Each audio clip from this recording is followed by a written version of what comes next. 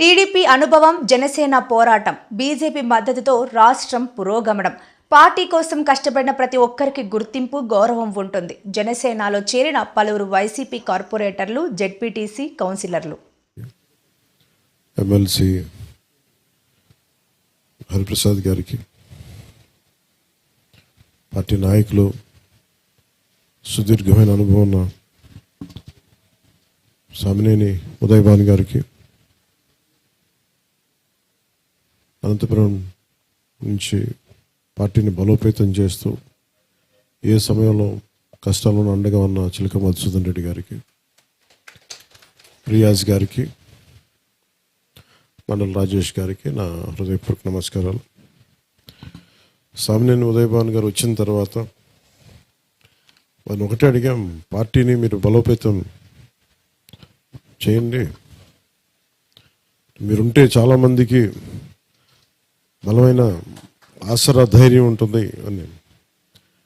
ఈ పార్టీకి మాతో పాటు ఆయన కూడా అసెంబ్లీలో అడుగు పెట్టాల్సినవి కొద్ది త్రుట్లు మిస్ అయ్యాం అంతే ఉన్న పరిస్థితులకి. కానీ సమీప భవిష్యత్తులో మంచి నిర్ణయాత్మకమైన స్థితిలో ఉంటారని మేము ఆశిస్తున్నాను. ఈరోజు విజయవాడ కార్పొరేటర్స్ అయిన శ్రీ ఉమ్మడిశెట్టి రాధిక గారు 16వ డివిజన్, శ్రీమతి అట్లూరి ఆదిలక్ష్మి గారికి 48th డివిజన్, శ్రీ మారుపిల్ల రాజేష్ గారికి, అలాగే శ్రీ మహాదేవ్ అప్పాజీరావు గారికి మనస్ఫూర్తిగా మీ అందరికీ నా హృదయపూర్వక నమస్కారాలు తెలియజేసుకుంటూ మీరు పార్టీలోకి మిమ్మల్ని ఆహ్వానిస్తున్నాను. అలాగే శ్రీమతి యేసుగోపు దేవామణి గారికి నమస్కారం అమ్మా, జెడ్పీటీసీ వత్సవాయ మండల్, జగ్గైపేట నియోజకవర్గం. అలాగే అమలాపురం లీడర్ శ్రీ గునిశెట్టి చంద్రబాబు గారికి, ఎక్స్ఏఎంసీ చైర్మన్ మన వైఎస్ఆర్సీపీ వర్క్ మన గతంలో టీడీపీని చేశారు. అలాగే చిత్తూరు నాయకులు శ్రీ వేణుగోపాల్ రెడ్డి గారు, ఎన్వీఆర్ ట్రస్ట్ ఫౌండర్.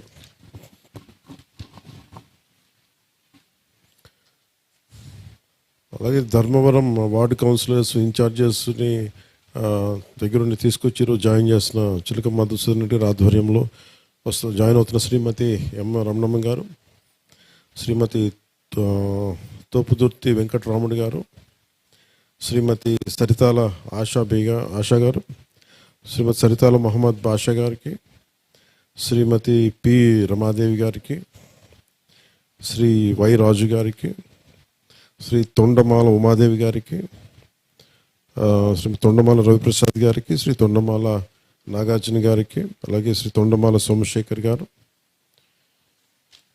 మనస్ఫూర్తిగా మీ అందరినీ జనసేనలోకి ఆహ్వానిస్తూ, ఈరోజు ఇప్పుడున్న వాళ్ళందరూ కూడా ఈరోజు మనోహర్ గారికి అంటే ఎందుకు ఈ మాటలు చెప్పాల్సి వస్తుందంటే, మేము అసలు ఏమాత్రం హోప్ లేని పరిస్థితిలో పాలిటిక్స్లోకి వచ్చాము. పార్టీ పెట్టింది కూడా అసలు ఏ పాసిబిలిటీ ఉంటుంది, అధికారం ఉంటుంది, ఇవేం లేదు.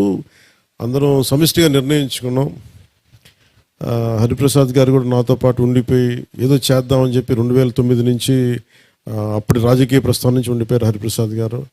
మనోహర్ గారు అయితే అసలు ఏదో జరిగినా జరగకపోయినా కలిసి మనలాంటి వాళ్ళు అందరం కలిసి రాష్ట్రానికి అండగా ఉండాలి, దానికి నా వంతు కృషిని నేను చేస్తానని చెప్పి చాలా మేము కలిసినప్పుడు ఒక విపత్కర పరిస్థితిలోనే కలిసాం.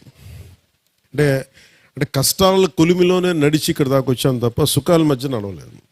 అంటే ఉండొచ్చు, ఉండకపోవచ్చు, అధికారం రావచ్చు, రావకపోవచ్చు, కానీ మేము అనుకుంది ఒక కమిట్మెంట్తో తీసుకున్నాం. ఇదే ఆఫీస్ మేము ప్రారంభించినప్పుడు ఒక ఖాళీ బీడు స్థలం ఉండేది, ఒక బిల్డింగ్ ఉండేది కాదు ఇక్కడ 2016లో. అసలు ఇక్కడికి దాకా రావడానికంటే అసలు ఇక్కడ దాకా ఎందుకు వస్తారు మీరు? మనోహర్ గారు తిట్టేవాళ్ళు, ఇక్కడ ఎవరు రారండి, మీడియా వాళ్ళు వచ్చేవాళ్ళు కాదు ఇక్కడికి, మొత్తం విజయవాడలోనే పెట్టుకుందాం. కానీ మార్చాలి అని ఇక్కడికి పంతం పట్టి, అంటే ఒక దశాబ్దం కాలం పట్టింది నిర్మాణానికి. సో ఇది 10 మంది, ఇది నేను ఎవరిని కూడా మీరు చూస్తే గతంలో కూడా నేను అన్ని పార్టీలని ఇంక్లూడింగ్ వైసీపీ నుంచి కూడా మీరు కొంతమంది వచ్చారు. నేను ఎప్పుడు కూడా బలమైన నాయకత్వం ఉంది, స్థానిక నాయకత్వం ఉంది. మీకు మేము మనస్ఫూర్తిగా మమ్మల్ని నమ్మొచ్చారు, మీకు మనస్ఫూర్తిగా హృదయంలో నుంచి, గుండె లోతులో నుంచి మీరు అందరూ పార్టీలోకి రమ్మని చేదోడు వాదోడుగా ఉంటాం మేము. అలాగే కలిసి నడుద్దాం, కలిసి రాష్ట్ర నిర్మాణంలో ప్రజలకు ఏమేం కావాలో మనం చేద్దాం. ఈరోజు చంద్రబాబు గారి ఆధ్వర్యంలో, గౌరవ ముఖ్యమంత్రి చంద్రబాబు గారి ఆధ్వర్యంలో, ఆయన నిర్దేశకత్వంలో, మోడీ గారి సంపూర్ణ మద్దతుతోటి ఈ రోజున ఆంధ్రప్రదేశ్ కష్టాల్లో కూడా ఈ రోజున కరెక్టివ్ బడ్జెట్ పెట్టాము. ఈ రోజున అంటే ఇది అంటే మనకి కరెక్టివ్ బడ్జెట్ అంటే గత ప్రభుత్వం చేసిన తప్పులంటే 1,35,000 కోట్లు అప్పు బకాయిలతో చేశారు. అప్పులు అంటే అంటే మన కేంద్ర ప్రభుత్వానికి ఇవ్వాల్సినవి కానీ, ఉద్యోగులకు ఇవ్వాల్సినవి కానీ ఇవి చెప్పేది. వీటన్నిటిని పెట్టుకొని ఈ రోజున అంటే ఈ రాష్ట్రానికి